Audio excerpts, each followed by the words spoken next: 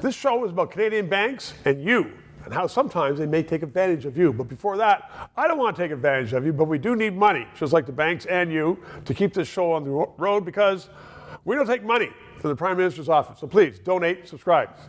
John Turley-Ewart is my guest today. He is a banking executive, consultant, historian, and thoughtful person on banks. And recently there have been some columns saying that Canadian banks are even more gouging than before. And that Canadian banks, they say, oh, we're just, Canadian banks. But they are really artists like gouging the consumer. Do you agree with that? I don't agree with that.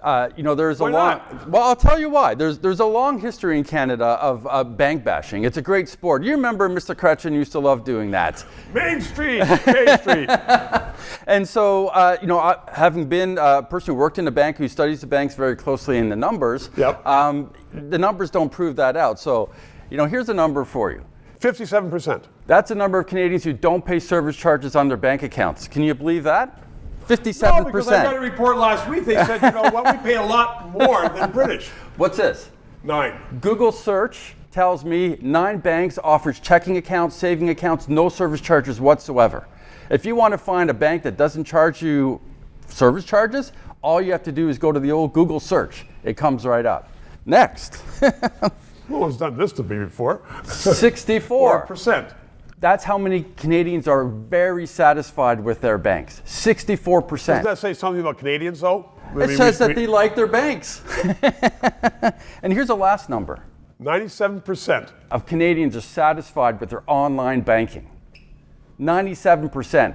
So when you hear people talking about Canadian banks gouging, let's compare them, for example, to the US, right? Well, no, one I just read, and I pointed out to you earlier, where they're comparing it to Britain. They said the British pay a lot less for their banking than Canadians do. So in the context of how much money Canadian banks make from service charges compared to UK banks, it's not the case. When you look at how much interest Canadian banks make versus UK, US banks, So you look at things called technical things like net interest margins. You look at things like non-interest fees, that's service charges. You can add all this up in different banks, different countries, and Canada comes out as cheaper.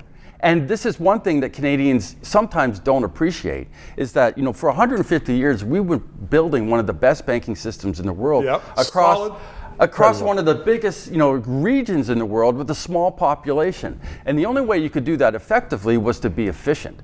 So by and large, compared, for example, to the United States, UK, Australia, Canadians come out better. Well, that's contrary to what some of the articles recently have been. So I'm glad that you're here to correct it. And I want to tell you, the banks are not paying for this show. Even though you were supporting it, they didn't pay for him to come on this. I wanted to get to the truth. That's the truth. We're well served. We are well served. Okay, bankers, take that into account. John, thank you very much. You're welcome. To those of you who have subscribed and donated, a heartfelt thank you. You're keeping us on the air. If you're watching and you haven't, please try to do so, because 4 years ago we started this show because there needed to be independent analysis. Now more than ever, with the Online Harms Act. Once that gets into law, it's been passed once by the House, there are going to be hundreds of bureaucrats censoring the news in Canada, censoring this show. We need to keep it on the air. Thanks for your support.